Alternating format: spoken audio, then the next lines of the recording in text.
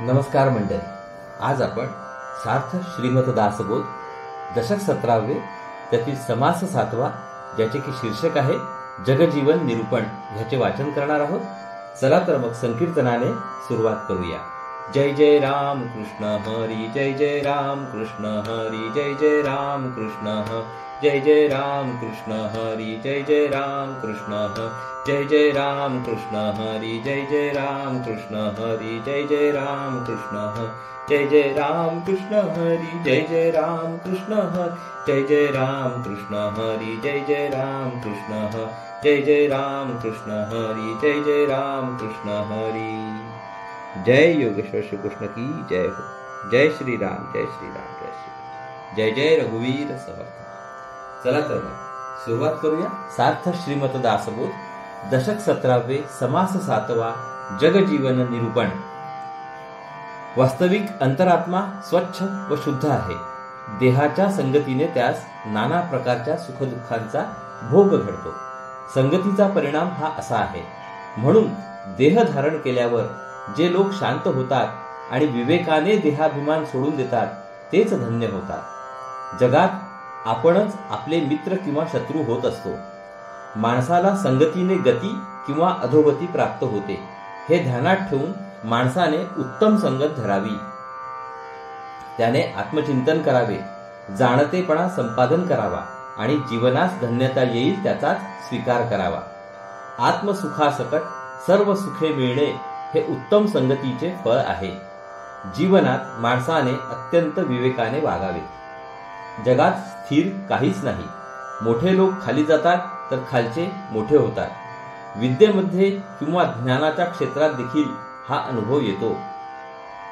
हे चक्र सदैव चालू राहते. यत्न केल्याने कार्य साधते हे लक्षात ठेवून माणसाने प्रयत्न करावा आणि कार्य साधून घ्यावे. चला तर मग आता ओवी वाचनाला सुरुवात करूया. सार्थ श्रीमद दासबोध दशक 17वे समास 7वा जगजीवन निरूपण. श्रीराम, जय जय रघुवीर समर्थ. वस्तूला जशी संगत लागते तसा तिच्यात फरक पडतो. याच न्यायाने सत्संगतीने माणूस तरतो. आपण स्वतःचे मित्र बनावे, शत्रू बनू नये. जगात जाणतेपणाची किंमत असते. जाणतेपणा अंगी येण्यास जाणत्याची संगत धरावी. उत्तम संगती धरून आनंदाचा भोग घ्यावा. मुळी उदक निवळ असते, नाना वल्ली मध्ये जाते. संग दोषे तैसे होते, आम्ल तीक्ष्ण कडवट. पाणी मुळामध्ये स्वच्छ असते. अनेक प्रकारच्या वेली वनस्पतींच्या मध्ये ते शिरते आणि त्यांच्या संगतीचा दोष लागून ते आंबट, तिखट किंवा कडू बनते. आत्मा आत्मपणे असतो, देह संगे विकारतो. साभिमाने भरी भरतो, भलती कडे. त्याचप्रमाणे आत्मा मुळात आत्मस्वरूपाने शुद्ध असतो. त्याला देहाची संगत लागली की त्याचे शुद्धपण लोपते आणि त्याच्यात विकार उत्पन्न होतात. अभिमानाच्या भरात तो भलत्याच भरीला पडतो. बरी संगती सापडली, जैसी उसास गोडी आली. विषवल्ली फाफावली, घातकी प्राणी. पाण्याला चांगली संगती लागली तर ते चांगले होते. उदाहरणार्थ, उसाची संगत लाभली तर पाण्याचा गोड रस होतो. पण विषारी वेलीची संगत लागली तर त्याच पाण्याचा प्राणघातक रस निर्माण होतो. 18 भार वनस्पती, गुण सांगावे ते किती. नाना देहाचे संगती, आत्मयास होये. 18 प्रकारच्या वनस्पती आहेत. प्रत्येक प्रकारात पाण्यास निरनिराळे गुण प्राप्त होतात. ते सगळे सांगणे शक्य नाही. अंतरात्म्याचे देखील असेच घडते. निरनिराळ्या देहांच्या संगतीने त्याच्यामध्ये निरनिराळे गुण आढळतात. त्यामध्ये कोणी भले, ते संत संगे निघाले. देहाभिमान सांडून गेले, विवेक बळे. देहात जे चांगले असतात ते संत संगतीने कालक्रमणा करतात. संत संगतीमध्ये उत्पन्न होणाऱ्या विवेकाच्या जोरावर ते देहाभिमान सोडून जातात. विवेकाने त्यांची देहबुद्धी नष्ट होते. उदकाचा नाशची होतो, आत्मा विवेके निघतो. ऐसा आहे प्रत्यय तो, विवेके पहा. पण पाणी व अंतरात्मा यांच्यामध्ये फरक आहे. पाणी पंचभूतांपैकी आहे म्हणून त्याचा नाश होतो. अंतरात्मा अविनाशी असल्याने तो आत्मानात्म विवेकाने देहातून बाहेर पडतो, असा प्रत्यक्ष अनुभव येतो. तो विचाराने ओळखावा. ज्यास स्वहितची करणे त्यास किती म्हणून सांगणे, हे ज्याचे त्याने समजणे सकळ काही.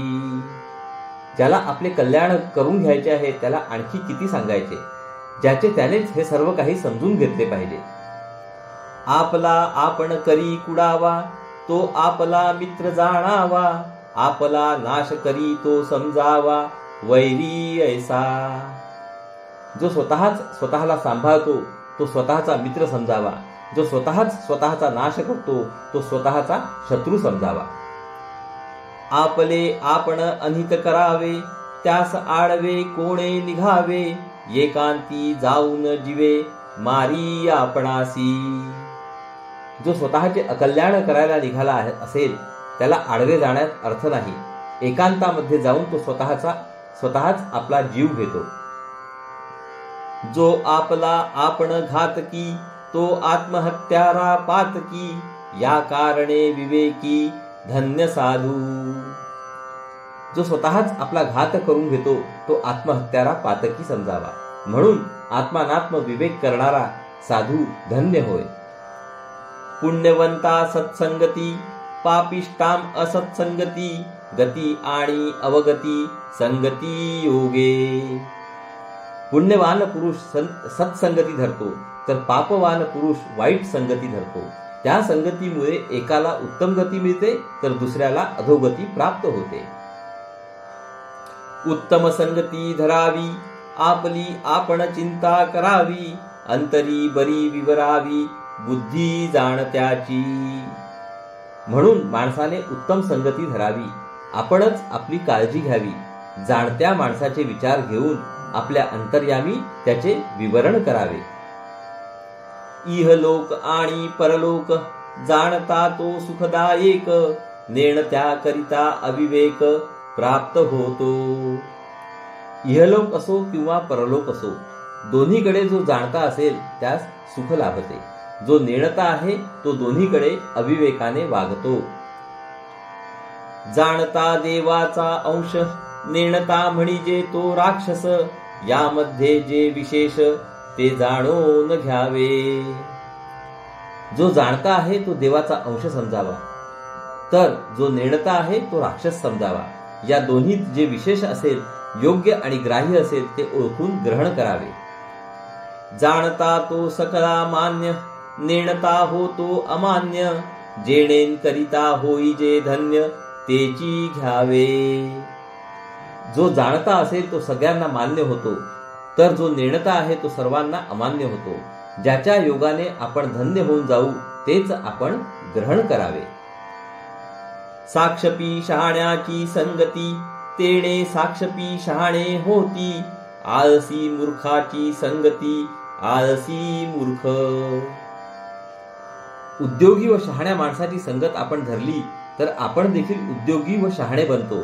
आळशी व मूर्ख माणसाची संगत आपण धरली तर आपण देखील आळशी व मूर्ख बनतो. उत्तम संगतीचे फळ सुख, अधम संगतीचे फळ दुःख, आनंद सांडूनिया शोक कैसा घ्यावा. उत्तम संगतीपासून सुख हे फळ मिळते तर अधम संगतीपासून दुःख हे फळ मिळते. असे जर आहे तर आनंदाचा अभेर करून मुद्दाम दुःख पत्करणे योग्य नाही. ऐसे हे प्रगट दिसे, जनामध्ये उदंड भासे, प्राणी मात्र वर्ततसे उभये योगे. जगात हे उघड दिसते, लोकांमध्ये पुष्कळ पाहायला सापडते. काही लोक सत्संगतीने वागतात तर काही लोक असत्संगतीने वागतात, तर काही लोक असत्संगतीने बिघडतात. या दोन्ही गोष्टी पाहायला मिळतात. जगात सज्जन आणि दुर्जन राहणारच. सज्जन सुखदायक तर दुर्जन दुःखदायक असणारच. तसे या अशाश्वत जीवनात खाली जाणे वर चढणे हे प्रकार व्हायचेच. जीवनाचा हा धर्म ओळखून आपण आपले कल्याण करून घ्यावे. एका योगे सकळ योग, एका योगे सकळ वियोग, विवेक योगे सकळ प्रयोग, करीत जावे. सज्जनाशी योग आला तर सगळ्या चांगल्या गोष्टी जुळून येतात. दुर्जनाशी योग आला तर सगळ्या गोष्टींचा विचका होतो. असे असल्यामुळे आपली सगळी कामे विवेकी पुरुषाच्या संमतीने करीत जावी. अवचिते साकडीत पडिले, तरी तेथून पाहिजे निघाले, निघून जाता झाले परम समाधान. समजा एखादे अनपेक्षित संकट आपल्यावर आले तर न घाबरता विवेकाने आपण त्यातून बाहेर पडावे. विवेकाने संकटातून बाहेर पडल्याने मनाला फार मोठे समाधान लाभते. नाना दुर्जनांचा संग, क्षणक्षणा मनभंग, या कारणे काही रंग राखो न जावे. जीवनात अनेक प्रकारच्या दुर्जनांची संगत घडते. त्या योगाने पदोपदी आपला मानभंग होतो. आपल्या मनाविरुद्ध गोष्टी घडतात. या कारणाने आपले महत्व राहील असेच आपण वागावे. शहाणा यत्न त्याच्या गुणे, पाहो जाता काये उणे, सुख संतोष भोगणे नाना श्लाघ्यता. मनुष्य जर शहाणपणाने प्रयत्न करील तर त्या गुणाने माणसाला काहीच कमी पडणार नाही. त्याच्या प्रयत्नाने त्यास सुखसंतोष लाभेलच, पण लोकांमध्ये त्याचा गौरव सुद्धा होईल. आता लोकी ऐसे आहे, सृष्टीमध्ये वर्तत आहे, जो कोणी समजून पाहे त्यास घडे. जगामध्ये आणि मानव समाजामध्ये अशी परिस्थिती आहे, त्यास इलाज नाही. जो माणूस हे समजून जगतो त्यास सुखसंतोष लाभतो.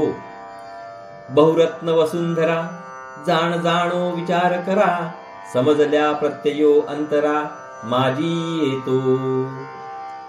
या पृथ्वीवर पुष्कळ नररत्ने आहेत, त्यांना जाणून घ्यावे आणि आपण विचार करावा. अशा प्रकारे जीवन समजले म्हणजे आपल्या अंतर्यामीच आपल्याला प्रचिती येते. दुर्बल आणि संपन्न, वेडे आणि वित्पन्न, हे अखंड दंडायमान असतची असे. एक दरिद्री तर एक श्रीमंत, एक वेडा तर एक विद्वान, अशी जगाची राहटी पूर्वीपासून चालत आली आहे. हा भेद असाच कायम राहणार. एक भाग्य पुरुष मोडती, एक नवे भाग्यवंत होती, तैसीच विद्या वित्पत्ती होत जाते. एकेकाळी संपत्तीमान असलेले पुरुष कालांतराने संपत्तीहीन बनतात आणि नवीन संपत्तीमान पुरुष पुढे येतात. विद्येच्या आणि ज्ञानाच्या बाबतीत असेच घडते. एक भरे एक रीते, रीते मागुते भरते, भरते ही रीते होते काळांतरी. एक भरते, दुसरे रिकामे होते, रिकामे झालेले पुन्हा भरते, कालांतराने जे भरलेले ते पुन्हा रिकामे होऊन जाते. ऐसी हे सृष्टीची चाली, संपत्ती दुपारची सावली, वयसा तरी निघून गेली हळूहळू. सृष्टीचा व्यवहार हा असा चालतो. दुपारची सावली जशी तात्पुरती, तशी संपत्तीची स्थिती असते. माणसाचे आयुष्य नकळत हळूहळू कमी होत असते. बाळ तारुण्य आपले, वृद्धाप्य प्रचितीस आले, ऐसे जाणून सार्थक केले पाहिजे कोणी एके. बाळपण जाते, तरुणपण जाते आणि म्हातारपण अनुभवास येते. हे ओळखून प्रत्येकाने आपले सार्थक करून घ्यावे. देह जैसे केले तैसे होते, यत्न केल्या कार्ये साधते, तरी मग कष्टावेते काये निमित्त. देहाला जसे वागवावे तसे वागायला तो शिकतो. माणसाने प्रयत्न केला तर त्याला कोणतेही कार्य साध्य करता येते. असे असल्याने मग विनाकारण कष्ट करण्याचे काहीच कारण नाही. इति श्रीदासबोधे गुरुशिष्य संवादे जगजीवन निरूपण नाम समास 7वा. तर श्रोते हो, अशा रीतीने आपले येथे दशक 17व्या मधील समास 7व्याचे वाचन पूर्ण झाले आहे. हरि ओम तत्सत, हरि ओम तत्सत, हरि ओम तत्सत.